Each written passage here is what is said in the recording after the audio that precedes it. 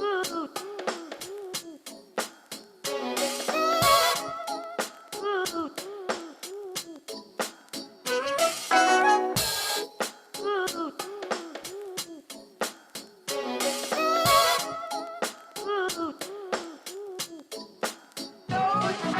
I could just see all these like women just basically bossing it. And I was like, interesting. So they said curly and afro hair can't be professional, to now like I'm in a professional setting with my hair. And now we've got this idea that women can't be business leaders, but I'm seeing all these business women. So I was just like moving, like, what's going on here? There's everyone's lying. Like there's everyone can do anything that they want to do.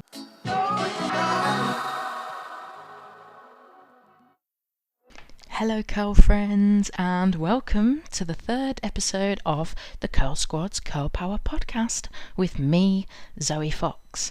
Thank you for being here. I'm very grateful to have your ear. In today's episode, I speak with founder and influencer Charlotte Williams, and we talk about why you shouldn't tag your location on social media whilst you're out and about. Charlotte tells us what products she cannot sleep without. We discuss $300 product hauls, going viral, and what it takes to build a successful influencer marketing agency, and how working as an influencer has actually inspired Charlotte to want to make some changes in that industry. She talks about building a team that plays to individual strengths, and she's also got a message for aspiring influencers. So, with that said, let's get into it. So I have with me my very first guest, on the Curl Squad's Curl Power podcast. It is Charlotte Williams. She is the founder of the inclusive, diversity-focused influencer marketing agency SevenSix. She's an influencer in her own right, and she's also the host of the Sustainably Influence podcast. Charlotte, welcome. Thank you. A nice introduction. Yes, I'm really, really excited to have you on, and I'm just feeling my way through this podcasting thing. So, yeah, thank you for being my first guest, and thank you for bearing with me while I try and figure it all out. Cool. So we're going to kick off with the quickfire round. So, satin bonnet or satin pillowcase? Pillowcase all day, every day. Hair up or hair down? There's a time and a place. Generally down, up when I need to concentrate. Edges natural or edges laid? I'm a recent laid converter. Oh, really? Yeah, I've realised it actually looks really cute, and I'm like, ooh. So yeah, laid right now. Wash day, a chore or a vibe? I don't have a wash day. I have. I'm a lazy curly, and my wash day is. This isn't a quick fire, but my wash day is washing my hair. It's really quick, and then leaving it in deep conditioner for 2 days, and then rinsing it out. So a bit of like a wash week. Wash week, but it's like there's no vibe to it, and it's not a chore. It's just like something that happens. Yeah. Okay, that's a good way of doing it, because mine just feels like a chore right about now. But so volume or definition? Volume all day. Like, I don't know what I'm looking a bit mad today. My fringe isn't even on the center of my head, but I would do anything for volume. I'm obsessed with your volume, man. Obsessed. Even when I go short, it's still just like, meh. It took me a long time to embrace the volume because it's quite daunting. But I'm here for it, and it's like the bigger the better. When I get my hair cut and they try to make it super defined, and I'm like, I look like a rag doll because my curls I don't think they suit being defined. So yeah, it's all about volume. Yes, living for the volume. Day one hair or day three hair? Day 3, 100%. Yeah, getting that volume bigger and bigger with every day. And diffuse or air dry? I do both actually. Diffuse just at the roots for volume, but generally air dry because I'm lazy. Yeah. All right, so have you got any certified go-to products or accessories for your hair? So I have been using the same products for ages. There's a couple of new things I've added in as they've been released, but I'm a Bouclem fan through and through. I love their deep conditioner, and I love their curl cream for refreshing, and their gel for styling. The pink one, not the yellow one, because the yellow one just won't hold my hair. So they're my like go-to products. I've also incorporated in the last 2 years Dizziac. Dizziac deep conditioner is a staple in my household. It's like crack, and you get addicted to it. My boyfriend is obsessed, and it's like his favorite product in the world, because he recently figured out in the last basically 2 years that he has curly hair, because he's always cut it, and then I made him let it grow, and now it's got like the curliest hair ever. So yeah, that's that. And then my satin pillowcases. I cannot sleep without a satin pillowcase. Right, I've never heard of Dizziac actually. That's a new one to me. Oh my god, you will love them. Yeah, love. Black owned by a really nice girl called Loretta. Small London-based company. But she's in like Selfridges, Space and K, like some really good places, just because the product's just really good. Yeah. Does it smell good? It smells, no, do you know what? It doesn't smell bad, but it smells a bit chemisty. It smells like it's treating your hair, but it's also really, really good for coloured hair. I know a lot of white girls who use it for their like bleached blonde hair, because it literally transforms your head. Like you'll use it and you'll be like, oh my god, this is a different head of hair. So what's the price range on it? It's the same as Bouclem, I think. It's like 20 pounds, I think. They only have 2 products as well. This is it. So it's a shampoo and conditioner, and the conditioner is a deep conditioner that you leave in your hair for 5 minutes, or you can use it as like a 30-minute, 40-minute mask as well. But it doesn't matter which one you do, it has instant results. I'm not sure what she's put in it, but I know it's like natural products and sulfate free, that kind of stuff, but it's definitely got something in it that's like hits your hair follicle and turns into something else. Yeah, I need a lot of that right about now. My hair's just been really dry, so I'm definitely going to have to give that one a go. Thank you. Highly recommend. Do you have a curl icon from like back in the day, someone that you used to look up to? Do you know what? No. When I was younger, I don't remember anyone having curly hair, apart from Joan on Girlfriends, but then she would also straighten her hair. I don't really remember seeing that many curly haired people who had my type of curls. That was my issue. So I'd see like afro hair, but that also wasn't really a big thing when we were growing up. You know, everyone straightened their hair, but then curls, it was like that 90s mousse wave curl, and I just didn't have that. So no, I didn't have any until I was much older. But more recent times, I have found that Elaine Welteroth, the former editor-in-chief of Teen Vogue, she has been really inspiring. I've kind of like discovered her on Instagram about 4 years ago, and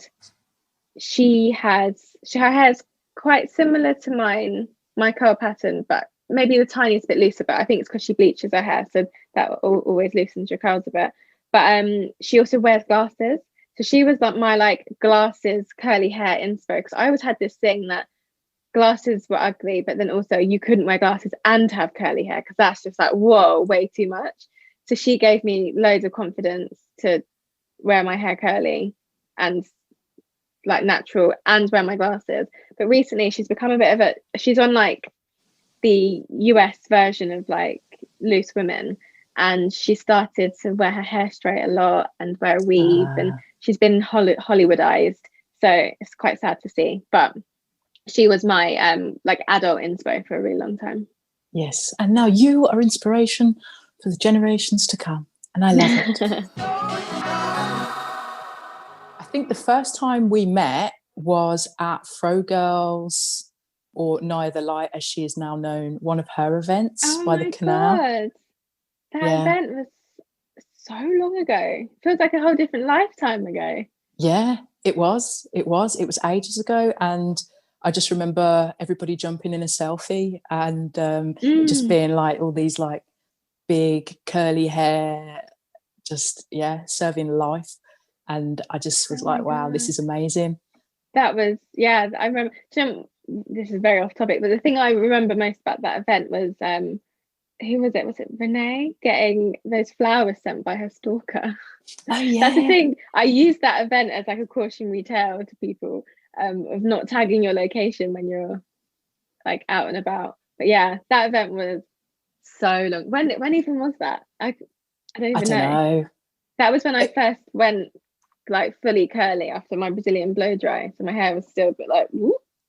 Yeah, it was, what is it? At least, was it 5 years ago or something? Yeah, must have been 5. Something like that. Well, it certainly feels like a long time ago. And I just remember being like totally amazed. I remember going by myself and being a bit like awkward about going by myself, but like finally finding women who were celebrating their hair and all of that sort of good stuff. And it just felt really nice to be amongst fellow curly people.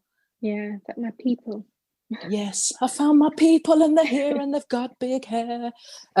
So tell me a little bit about what it was like for you growing up, where you grew up, and your relationship with your hair. You know what? This is actually something I spoke to my therapist about last week, which is quite funny. I grew up in a very white area. I'm mixed and have a white mum and a black dad. My mum has a lot of cousins who are also mixed race and aunts and uncles who are black, because one of my nan's sisters married a Jamaican man. So she was very used to mixed race curls, whatever that might mean. So most of my cousins have hair either like mine or like yours, depending on who they are. So I was quite lucky in the sense that my mum knew the deal. She knew what needed to be done at that time. Maybe things are different now than they were then. So mums have way more access to better products nowadays, whereas my mum was using like Blue Magic, Pink, all of the like thick black hair products that probably weren't quite right for my hair type, or any hair type, to be completely honest, because we should never have been using Blue Magic on our scalp and whatever the hell's in pink lotion. But my childhood was very much, my hair was very much put away. So it was always in plaits or cane rows or braids.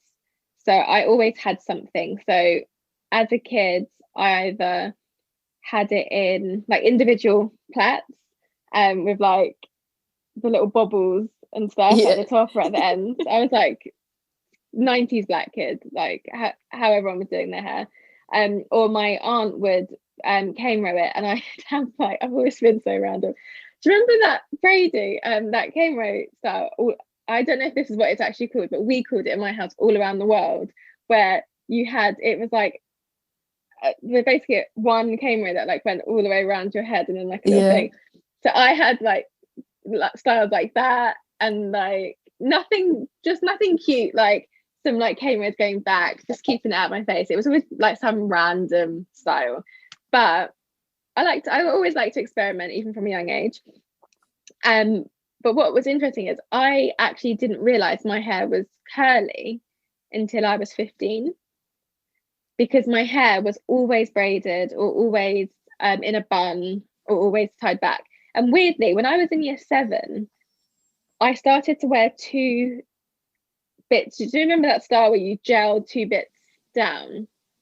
What, so like just the curls out like that? Yeah, so I'd have my hair like scraped back in like the tightest bun, and then I'd have 2 bits hanging down. But my friends who had straight hair would have straight bits, but my hair was curly, so I'd have them curly, and they weren't really curly. But for some reason, I didn't identify that the rest of my head could do that. It was just this really weird thing that I just never like saw the correlation between the gel and my hair and my whole head.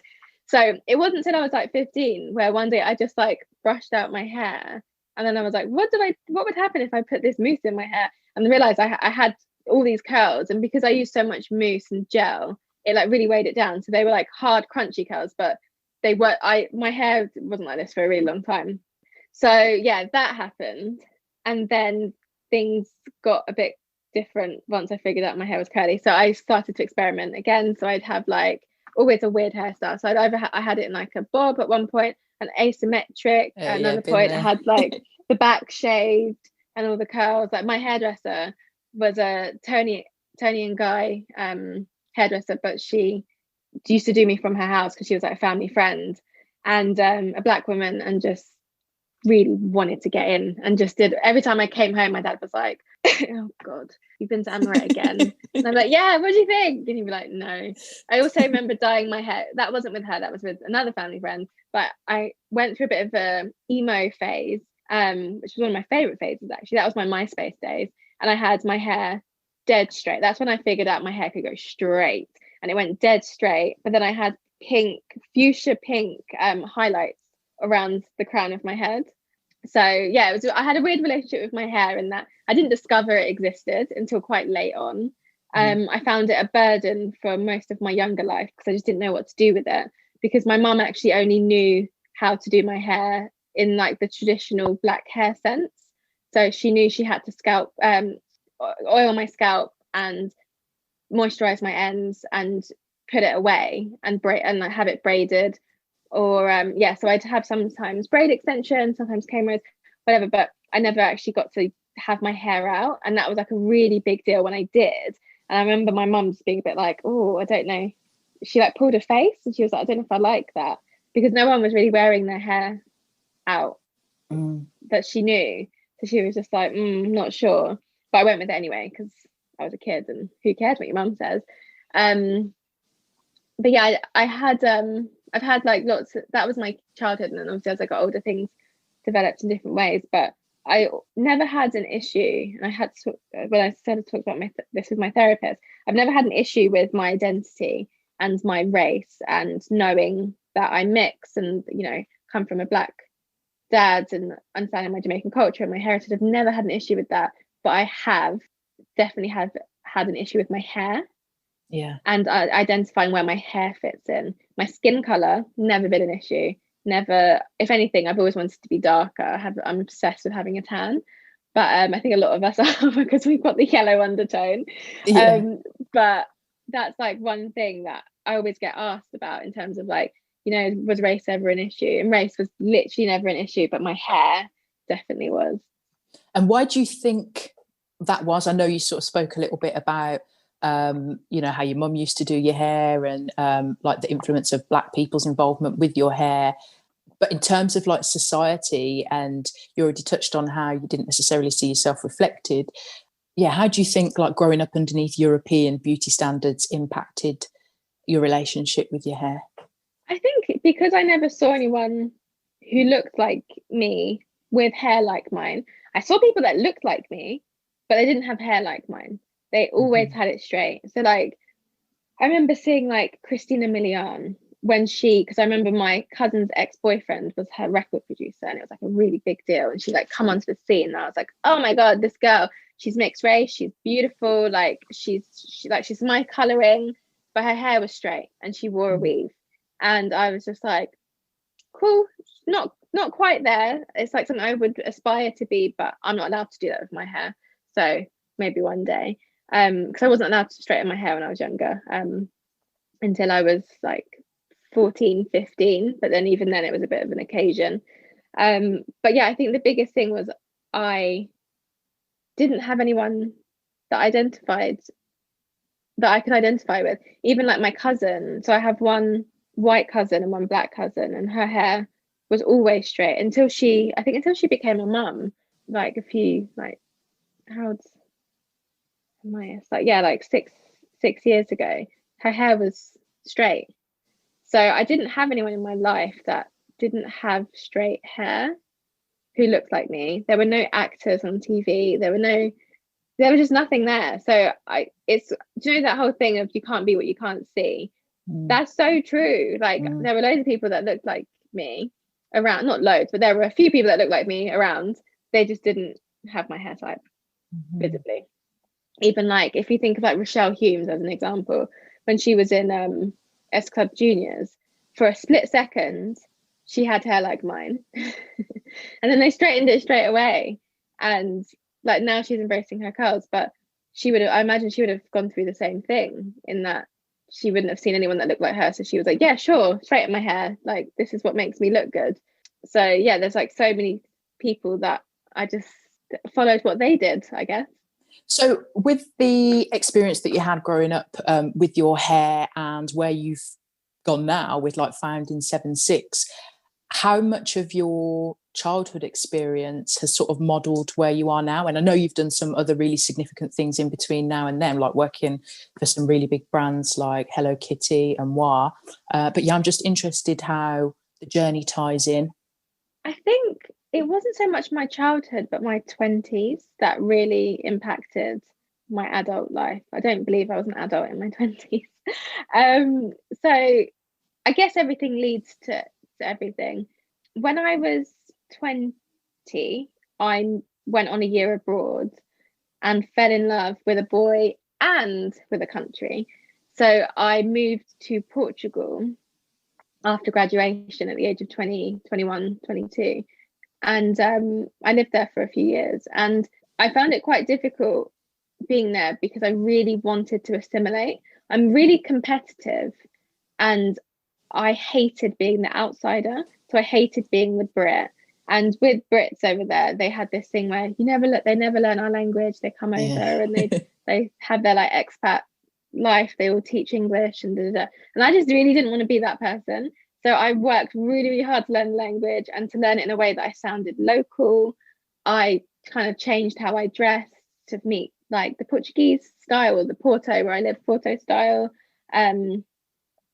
It was, yeah, I kind of transformed myself to kind of fit into that country and also maybe that relationship. And I wore my hair straight every single day whilst I was there. So was that straightened? Was it relaxed? No, it was straightened. My mum wouldn't let me relax my hair as a kid, and I remember her friend. She had a few friends and a couple of and an aunt and a couple of like family friends who would braid my hair to be in like box braids.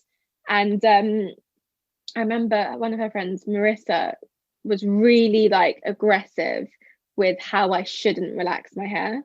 And it really stuck with me. But I knew that my hair would go straight with the straightener. So I was like, I don't need to relax it actually, because it just goes straight. And I heat trained it so well that it just went straight like that. And it stayed, unless it got wet, it stayed. It was like the deadest hair, but it did what I needed it to do. So I would have half a head of weave, and I'd like to keep it natural looking. So I'd only have like 15 inches, sometimes 18. No, I'd have 18 inches, sorry. 20 if it was like a really big celebration. There was an occasional 15 when I just bought the wrong hair. But yeah, 18 inches. So it wasn't too long. It could have actually been my hair, but it was just thicker. And then I'd have the top just kind of left out, and that would do, what I wanted it to do. And then I'd have to keep cutting it to make sure that it stayed healthy looking. But I would wash my hair, blow dry it, straighten it, have it straight for like 2 weeks. Then I'd have to wash it because it would stink. Wash it, straighten it, blow dry it, and it would like be a continuous cycle. And there was a period of like, I don't know, like 9 months that I didn't see my natural hair, which is crazy to think. Like, it grows off your head, so you have to live with it every day. How did I go through that maintenance? It's just I don't have the time for that now. So how I was doing it then, no idea. Some effort. Some effort. Yeah, serious effort. But I just put so much into my appearance. And then when I moved back from Portugal, I started to like come back to my family and my friendship group. And I broke up with that boyfriend, and I kind of just like wanted to shake everything off. So I went natural, quote unquote. I was technically already natural because I had never relaxed my hair, but I did have a Brazilian blow dry, which completely changed my curl pattern. So when I started to wear my hair curly again, I was like, oh, just embracing my curls. But there were no curls there. Looking back at pictures, I laughed so hard because it was like my hair was looser than yours, And I was like, oh my God, it's so curly. And then like there was like random bits that were like random. There was no curl. There was just like a little bit of wave and then like a then a straight line. So I cut a lot of that out and also just had a long wait. I think it took about a year for it to fully come back, which is really weird because a lot of people say like Brazilian blow, and I think because I had it done in Portugal and they might use different products over there, so the terminologies might be different. So what they called a Brazilian blow dry might not actually be Brazilian blow dry. I might have had something else, but I just trusted that that was the translation. But yeah, people say, oh no, they normally last like 4 months. Mine lasted a year. And it was, just really funny just looking back at pictures at how I thought my hair was so big, and then looking at my hair now and I'm like, oh, this is only day 2 hair. Imagine in like 3 days what my hair's gonna look like. But yeah, so I kind of like came into myself a little bit, and I remember I was on a work trip. I was in Boston. I was there for 2 weeks, and annoyingly, as soon as I got there, they had a snowstorm, and I was basically locked in my apartment for 2 weeks, and no one could go to the office. So I flew out to essentially be by myself for 2 weeks in a really nice apartment in Boston. So one night I was really bored and I had my weave in. One night I was just like, that's it, I'm going curly. I watched like 1,000 YouTube videos, and then I was like, I'm going curly. So I took my weave out. I remember being on the phone to my friend Eunice from Portugal. She's like, what are you doing? And I was like, she's taking my weave out. And she's always been natural. So she was like, okay, I'm here for it. What's going on? And I was just like, I don't know, I'm just new me. I'm just doing my thing. So we like talked for hours whilst I was like unpicking it. And then I went to Target and I spent about 200, I think it was like $300, but there was a few products that were from my friend Christania as well. So about $250 on hair care products. Bearing in mind that we didn't have those products. This was like 6 years ago. So we didn't have the products over here yet. It was like Share Moisture, Auntie Jackie's, like any natural hair product you can think of, I'd like bought into. And I remember getting in the car and the taxi driver was like, "Ooh, these bags are heavy." And I was like, dude, it's literally products. Hair product. I remember also going back to the apartment and then being like, oh, I went to Target and I should have bought food. Because I don't even know if they do food in Target, but I was out and I had to order a takeaway, and I was just like, oh, I went out and I didn't like think about things I needed. I just bought all these hair products. But yeah, and I just tried everything, and then I came home and I went into the office that day, that week when I came home, and everyone was just a bit like, oh yeah, your hair's different, because they'd only ever seen me with straight hair. And my friend Christania was there, and she hadn't gone through her natural hair journey at that point, but she was the only black. We had a couple of black girls in the office, but she was like my friend in our little friendship group. She was the only black girl, and I think she could see like, you've got a long way to go, my friend. Yeah. But it was a really interesting time. But that's when it all happened, and I think from there that it was a catalyst of me like really looking back at my life, looking forward, like seeing how things work, being introduced. I think the natural hair community at that time really like opened my mind a bit and broadened my horizons a little bit, because there was just so many amazing people in there, different people as well. It wasn't just like one type of person. Yeah. Back in the day, that natural hair community was like popping. There was like so much going on, especially because we didn't have everything. So we were learning about new products that were coming over from America. And do you remember people were like sending stuff over to other people, like trying to try stuff that you couldn't all get. The products. Yeah, it was so exciting. So I think I just made so many friends from that community, and then the kind of things moved out from there. But I think my 20s was definitely like, my mid-20s was definitely like where everything kind of stemmed from and was the catalyst to where I am now. But yeah, it's been a bit of a interesting journey, but it's the people I've met along the way, you included. It's just been so great. Yeah, it's definitely been amazing, like the rise of this culture, through YouTube and through Instagram, and finding people that like all of a sudden it's like you're seeing yourself represented and in so many different forms, as you say, so many different curl types, so many different personalities, people doing all sorts of different jobs and different things, and it's just really inspiring. And I'm glad now that as young girls are coming up that they're not going to have to go through hopefully not going to have to go through what some of us went through when we were growing up, looking out and, you know, clutching for people to be able to identify with, and to be able to see yourself truly represented in the society that surrounds you is really important. That's why I'm really, really sort of excited about the work that you're doing with the agency. So tell me a little bit about how that came about.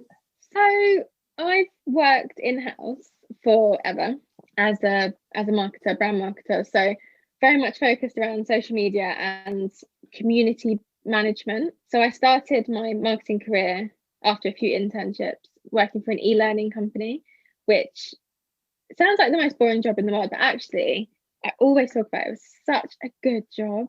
Like, the company I worked for was the most, to date, the most diverse team I've ever seen. It was like age, gender, sexuality, ethnicity, religion. Like, it was like so, like football teams. Like, it was just so multicultural, but everyone was just like also on the same level. And that's what I loved about it, because there are a few people who were like quite annoying and quite different, and there's always that in your team. But we were all come from different places and different backgrounds, and we maybe had different skin colors, but we actually all had very similar interests, and like we all got on. And that's what I actually see as like an inclusive, well, no, a diverse team, in that you can find, like, if 50 white people can sit down in the room together and like get along, then if we actually changed that 50 and it was like, you know, a few Asian people, few Black people, a few like Latin people, whatever it might be, we can also have the same like interests and personalities and like things that we find funny. So I found that team fantastic and I loved it. But then I moved on, and then I went to work for Hello Kitty. So when I was at the e-learning company, I did loads of content marketing, so lots of social, lots of email marketing, and then I hosted community focused events for the celebrities in the e-learning world. Wow. So that's what I did then. And then I basically moved those skills over to Hello Kitty, where I did essentially the same thing, but in a cooler capacity. So I hosted influencer and consumer focused events for the 18 to 35-year-old target audience in the UK and really across the world. It was supposed to just be Europe, but my role kept changing. So it was just UK, then it was Europe, then we added South Africa, then we added Australia, then we added Israel, and it just kind of like kept happening. But I really focused around influencers there and using influencer marketing as a really cost-effective way to build the brands back up, because Hello Kitty had its heyday, and it was massive, but then in the UK it completely dropped, and then with all the other character brands that came out, it was kind of forgotten about. So the team that was created when I was hired, the pure reason we existed was to actually get Hello Kitty back into stores, which we did, and I'm very proud of what my team and I did, because you can now see Hello Kitty pretty much everywhere again, and that was thanks to us. So that was really cool. And then I left Hello Kitty after a couple of years, and then I moved over to Wild Nails, which was an incredible experience. I actually wasn't there for that long. It was a really interesting role, because I went from really corporate companies to just a couple of women in an office. There was no like strategy, there was no rhyme or reason, there was no like, I don't know, structure. It was just us in the office just getting stuff done. And I learned so much about entrepreneurship and female entrepreneurship specifically, and I feel like I was kind of like hit by an arrow, and I was like, oh my god. And I'm so pleased that I took that job, because even though I decided to leave and go freelance, I took them on as a client and then took on other clients, because the role wasn't quite right for me. And that actually makes sense, because pretty much a year to the week were closed, so they were coming to their natural end, and maybe we could all feel it, but nothing was ever said. But I just remember every day I'd meet some like badass women who'd like launched some either like really cool business that like makes sense, or like some really crazy business that I'd never even thought it was needed but made sense. And I was just like, oh my god. And they were making careers and lives for themselves, and obviously being under Sharmadean, how impressive she is, and just seeing how she runs a business and how the good, the bad, the ugly, and how, you know, how things work. So I was just really, I hadn't ever been exposed to that kind of thing before. So I was just really like, okay. And then my boyfriend's sister also runs a really successful company. So I was exposed to that as well. And I could just see all these like women just basically bossing it. And I was like, interesting. So they said, like, I've gone from like curly and afro hair can't be professional to now like I'm in a professional setting with my hair. And now we've got this idea that women can't be business leaders, but I'm seeing all these business women. So I was just like moving, like, what's going on here? There's everyone's lying. Like, there's everyone can do anything that they want to do. And I just decided that I wanted to. No, I didn't decide I wanted to start a business. That came later, but I just decided that that was something I could explore, but maybe not now. And then I got to 29 and had one of those crises where you're like, I'm going to turn 30 and my life has amounted to nothing and I don't know what I'm going to do. Da, da, da. And then was I 29? No, I was 28. So I was even pre 30.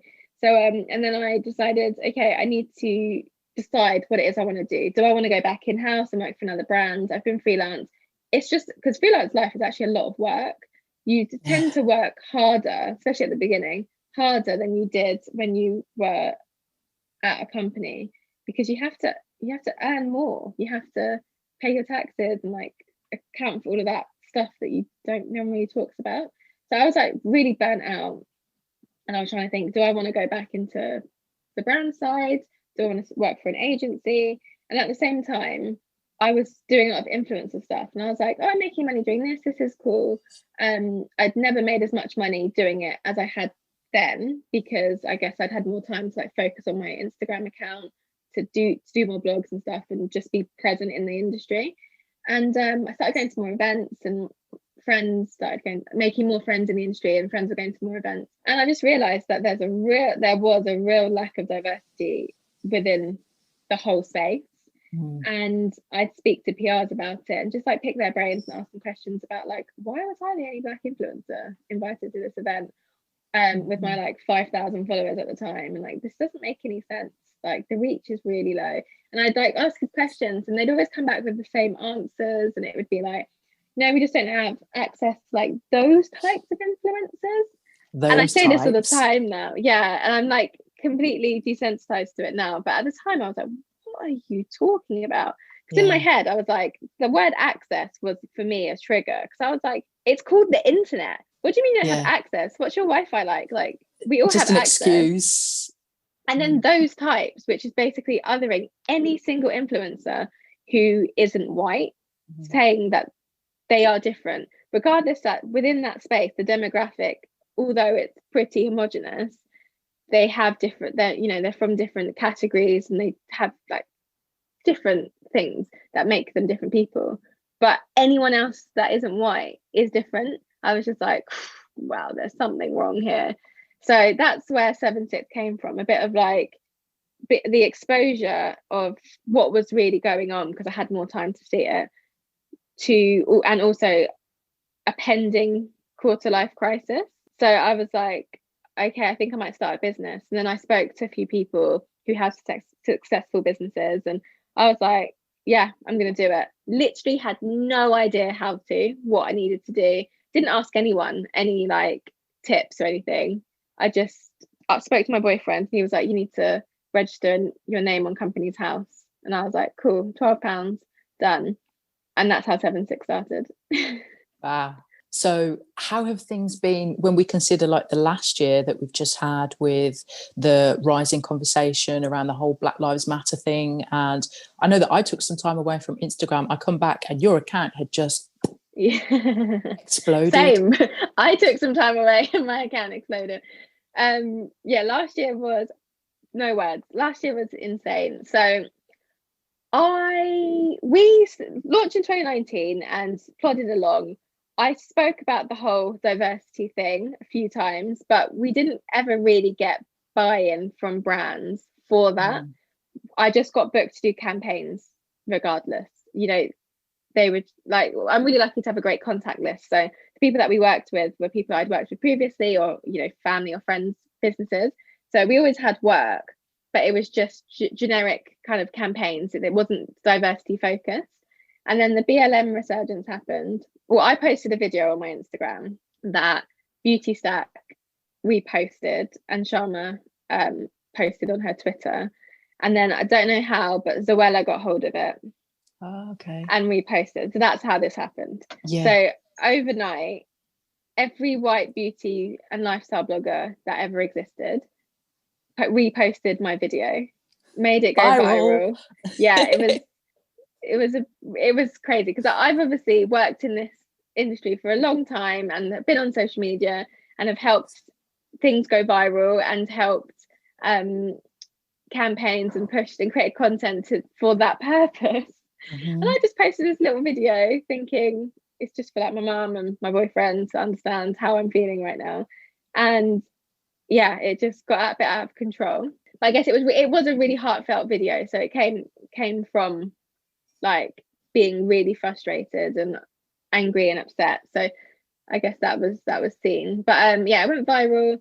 And then from that, the business got so much attention. We're lucky to have a very good website created by Zoe Fox herself. So our SEO was actually on point, because one of our keywords was, I can't even remember what the big one was, but inclusive marketing was up there. And we were the only like UK focused inclusive marketing search term that came up. So that really helped us. And then I think we spoke about in a blog post, Black bloggers or BAME bloggers or something, and that also helped with our hits. So Google basically did our job for us. So that's the power of SEO. So if we had a proper strategy, we probably would have got like 20 times more work than we did, but we did really well. Yeah, the website got so many hits, it was out of control. And we are now just working from there. So June to September was out of control, crazy busy. I grew my team from 2 to 6 really, really quickly. We quickly became a very viable business. Luckily we've always had a profit. It just hasn't been like a worthwhile mentioning profit. But but I spoke to my accountant, and it was just so funny because I brought her in February, and this all happened in June, July. So she was just like, what has happened? Like, she's like completely unaware of what's going on. And she was like, what's happened? And I had to sit her down and be like, so we've got like a whole team now, and you know, business is doing really well, and we've changed some of our services, and this is how we're pricing. And she was just like, I've never seen, like, she has so many clients. She's like, I've never seen this happen to any of my clients. This is outrageous. So yeah, so here we are now. I'm really, really pleased, and a bit scared to say that we're now, like, I was a bit worried it was going to be a trend, and that, you know, this would all happen and then it would like die down. It has died. It definitely has significantly died down to where we were in the summer last year. It's not even comparable, but we have a really steady income, and we've only pitched, well, I personally have only pitched 3 times in like the 2 years that we've been around. So all of our income comes through like social media, and if I do a podcast and someone hears it, or a live, it all comes from that. Nothing really comes from us like pitching. So we've just hired our brand partnership manager that starts a month on Monday, and she'll be going out and pitching us to the world. So that will be like a real transition. Like, we've never done that before, so that'd be really cool. And yeah, we've just become like a serious business. I took on everyone full time as of last week, and PAYE. I pay people's tax and insurance and pensions now. Like, wow. Could you even this is imagine? so exciting. Like, I've got goosebumps just like, and I get so emotional, but like just sitting here, hearing your story, hearing about how you took an idea and you ran with it, and you're employing people, you're educating people, you're making sure that the community is truly represented. And to me, that is just like, that's power. And that's why I wanted to do this podcast, so that I can show other women and girls that are like us, that are sitting at home and have maybe got ideas that are a little bit uncertain or don't feel like their voice is important, that like, look, you can do this, you can do anything that you want to do, and you can go for it, and you can make a change, and you can make a difference. So it's really inspiring for me to hear everything that you've just been saying. So that's that. Yeah, we are not worthy. Amazing. No, it's been a real journey. But also, do you know what the biggest thing is? What it's made me realize is it's actually really easy. I'm not saying it's easy to run a business, because that's something I've learned the hard way. It's actually quite difficult to run a business, but it's really easy to set up a business and come up with an idea and do it. You just need to find the right people to give you the right help and, you know, support that you need. But my biggest piece of advice for people who have, you know, who just said have the ideas and want to do something, just try it. Like, as long as you're not, I always say, as long as you're not getting yourself into debt, then you can just do whatever you need to do. Because if you fail, so what? Like, try again, or try a different business. There are so many people who've like had unsuccessful launches, and then the next one, you know, was the thing that they needed. So I would definitely recommend anyone to just try what they need to try to get out there, because I'm not business focused. I, like, as an example, I'm really bad at maths. This is like a running joke in my family. Same. Like, I'm embarrassingly bad at maths, and I'm not sure how or why. Like, my older brother's an accountant. I don't understand how I can't count. Like, it's weird. And I was just, we're doing a pricing report, which I'm going to put my hand up and say I'm not in charge of the numbers. We're doing a report on pricing within the influencer scene, and I was just going through it with our digital assistant, and I was counting something, and she was just like, Charlotte, what are you doing? And I could see her like hand in head, but I'd already explained to her that maths is not my strong point, and she is very good at maths, like did statistics and all of the stuff that I have no idea what even that means. And I'm very pleased that she's part of my team, because that's it. But that's why I have an accountant, and that's why I have, you know, different people. Like, I don't do the payroll, I don't do the accounting side, I don't do my own tax return, because I'm just not that type of person. I don't do the numbers in the reports, because that's not that kind of thing. But I can see the income. I can see like what works, what doesn't work. I'm good at data analysis. I'm just not good at actually doing the equations and things that need to be done. But I can't remember where this was going. But yeah, just as long as you have people around you that can do the things that you need done, I think if I can do it, knowing what I'm like as just like a person who can't count, basically, then anyone can actually run a business. Yeah, it's play to your strengths, isn't it? And pull people in to play to theirs. You haven't got to be everything, you know, just get it started, like you've said. Do you have any daily habits or rituals that you do to help with your mental health or to help with your productivity? Do you have any particular routines? Do you know what? I don't. I'm really erratic, and I've just realised this as the weeks have gone on. So I've taken my phone out of the equation in the mornings. I now have an alarm clock. I don't know why I have an alarm clock. So I wake up every day 6 minutes before my alarm is due to go off, unless I'm really, really tired. But yeah, alarm clock's just a safety net. But taking my phone out of the equation, not being on my phone before bed, really helps. And then like if I am on my phone, I can notice it the next day. So like last night I was on my phone really late because I had like loads of stuff I wanted to post on my Instagram. So sad. But I felt it this morning, even though my phone wasn't in the room. When I woke up, I could feel like I was on technology for too long. So removing technology from my life is really important. And also like setting up rooms. So over lockdown, this flat has become chaotic, with me working, my partner working, having a dog, just like running really busy companies, and then also keeping on top of the housework and all of that stuff. So in the last couple of months, I've been really focused on like creating the correct spaces. So we've just done the living room where my partner now works from. And that is like set up to be like a Zen zone. Like you go in and you're the purpose of you being there is to relax.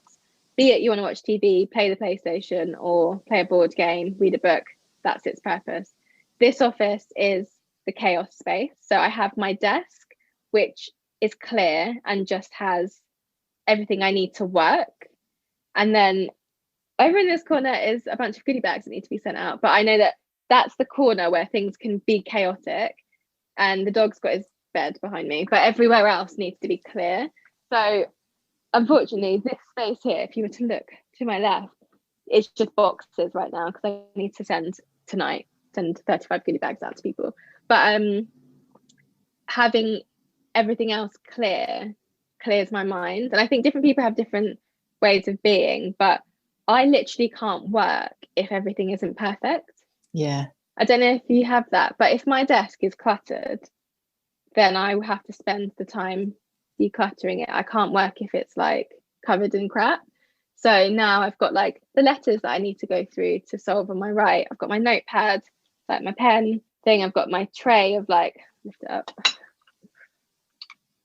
all my bits that I may need. Oh, nice. So I've got my hand sanitizer, my hand cream, lip balm, thing I put on my cuticles if I've got time, my face roller to unlock my jaw because my jaw gets really tight. So does mine. Yeah, my jaw is always clicking because it's like, I need to release the tension. Yeah. This has no purpose, it's just cute. But yeah, and then some crystals that are supposed to keep me balanced and keep me working hard. And that's it. So I think I don't have necessarily routines, but I've figured out how I personally need to work, and that's through clear things. And I have this obsession with being on top of my housework. My sister's always saying like, you're always cleaning, and I'm obsessed with just things being like not perfect, but being on top of things. So when the washing pile, there's nothing in the washing basket because I did it this morning, but when the washing pile piles up, that makes me anxious. Yeah. Not the fact that I've got 75 unread emails. That doesn't make me anxious. The washing in the basket makes me anxious. So I think I move my anxieties to different things. So like I've kind of got a grasp on my work life in that, you know, I get a ridiculous amount of emails in a day because everyone thinks I do the whole company job when actually my job is admin assistant and delegator. But I like have to fire emails here, there and everywhere like, that sounds great, I'm going to introduce you to Rihanna who will deal with that, or Emma will deal with that. But I've kind of got used to that, and I know that, you know, my life's going to be stressful work wise for a really long time because I run a business. I manage 5 women who all have different backgrounds, different needs, different like capacities during lockdown for their mental health. That's one job I have. I also have clients that I have to look after. I have like my own social media and all the campaigns that I need to do to ensure that there's money coming in. Like there's so many things, but I know that I've been seeing a therapist for today was actually our last session for a while, but for the last 8 weeks, I want to say. And she's helped me realize that I just put so much stress on things that don't need to be stressful. Yeah. So figuring out ways to, because like sounds really like basic, but if I don't reply to an email, is someone going to die? No. Right? So why am I losing sleep over it? So I think my biggest thing is not so much habits, but finding out ways that I can work to make my life more fun, better, more enjoyable. Like you can only work so much. So what comes after that? That's like where I'm at right now. Have you got any books that have helped you over the years to get to where you've come to at this point? Do you know what? No, I have. This is a really like weird confession. I've never read a business book or like a self-help book. I've read a couple of finance books which have been really good, but generally I read like non-fiction around like the Nigerian Civil War or like Black British history, or I'll read like a couple of like fiction books, but they're basically about the same thing. So I don't have, I know so many people that were like, I've read the 4-Hour Work Week and it's changed my life, and the Lean Startup. Everyone who runs a company needs to have read the Lean Startup. And I haven't done any of that. And people always say this to me, like, your company would probably run better if you did. But no, the answer is no there. There's loads of books that I like, that I read and have enjoyed and have helped me live my life in an enjoyable way. For example, my favourite book is The Lonely Londoners by, who wrote it? I want to say Sam Selman. It's on my bookshelf, but I can't see it. Oh yeah, it's here, hold on. Yeah, Solomon or Selman, sorry. Selvin, by Sam Selvin. And that is just a really short book about some guys from the West Indies that came over in I think the 50s, and it's just like their experience. If you haven't read it, I would highly recommend. I've got 2 copies, so I can lend you one, and you can pass it on to other people. But I just got my boyfriend to read it because he wanted a book to just like relax and read, and it's just such a nice. It can be a bit stressful at some points because you like can feel how they felt, but it's just like a good read. And I just like reading books that are historically accurate and educational, but also actually just really interesting. So yeah, that's my book side. Nothing that actually helps me with anything in my actual life. Yeah, but it's like, even if it's just for a bit of escapism, it hasn't necessarily got to be business or self-help. It's just nice to know what different people are called to, and for whatever reasons.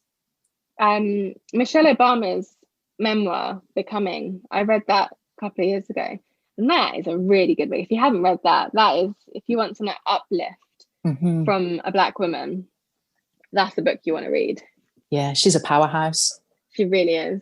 Yeah, she just, like, every time I see her, just those boss vibes. You know what I mean? Yeah, it's just like, and like the things she does, like the gestures, and like she's just such a cool woman. Yeah, like so lucky. Yes, if I was Barack, I'd just say, I listened to their pod. She has a podcast, and I listened to the first episode, and he was on it. I don't know if you've listened to it. Oh no, but no. She's just so funny. She's like, "Welcome to my podcast. This is my podcast," and she interviewed him, and they're such a great couple. But she just makes it. I love Barack Obama. I'm like, I don't really like older men, but I would marry Barack Obama. But I also would marry Michelle. Like, she's a Wonder Woman. Because even though he was like the most powerful man in the world, like, you could just feel her gravitas as well. It wasn't like, she wasn't like this little woman underneath the president. She was and he elevated her as well. He would always pull her through and take her hand, and like the contrast compared to how like Trump and Melania look when like, they're move over. You can see her like shaking him off and like, I mean, let's not go there, but I'm sure we'd all be shaking off Trump. Yeah, could you imagine? Rose. So where can people find you, and is there anything that you've got to plug, anything you're working on? So people can find me personally on Instagram as Charlotte76, the letters, not the numbers, and on Twitter as The Stylum, which is my old blog. I really need to change the handle, but Charlotte76 is too long for the Twitter characters, so I don't know what I'm going to change it to. Yeah, it's really annoying. And then company-wise, you can find us as 7-6 agencies across every platform that ever exists. What we've got coming up, so we just hosted a really incredible, I'm saying it myself, blowing my own trumpet because I actually didn't put it together, one of my team members did. But we hosted a really good event last month around influencer education. Oh yeah. So it was really, really good.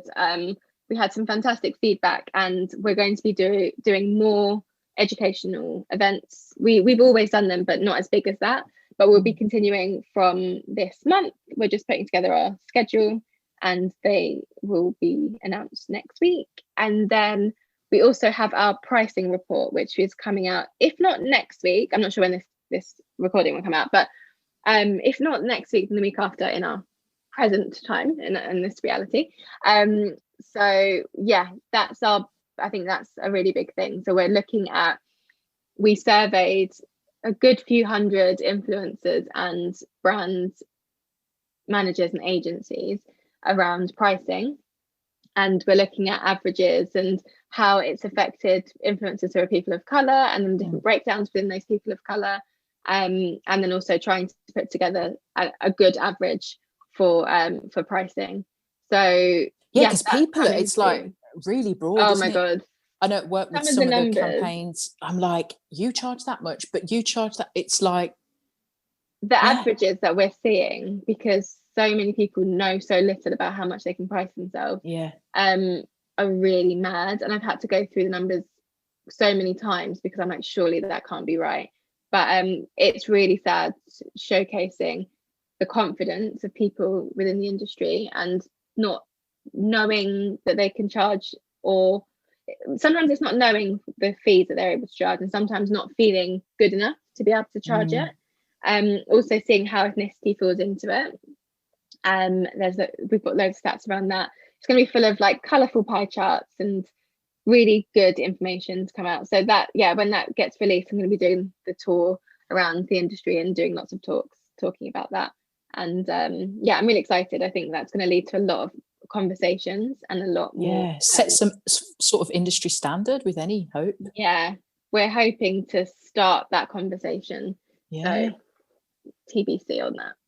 Amazing. And before we wrap up, have you got any parting words for any aspiring influencers? I would say figure out why you want to influence and who you want to influence, and go for it. The internet is wide and vast, and you can literally do whatever you want. Just make sure you do it with purpose. Yes. Love it. Brilliant. Thank you so much for having me. This was so great. Thank you. I've really enjoyed it. It's been a really great chat. So, I hope you enjoyed this episode. If you did, I would very much appreciate it if you could kindly rate, review and subscribe, as every time you leave a review it means you're helping me to amplify our voices in this constant push against the algorithms.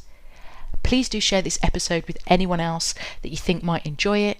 And wherever you are in the world, if there are any particular snippets that resonated with you, I would absolutely love to hear them. So please do post them into your Instagram stories and tag us at the Curl Squad. You can also email me with your favourite bits at info@thecurlsquad.com. I would absolutely love to hear that. And you'll also be entered automatically into our future upcoming giveaways. You can also find us on all the socials at the Curl Squad, so please do come along and follow the ongoing conversation. And until next time, thank you, peace, and see you then.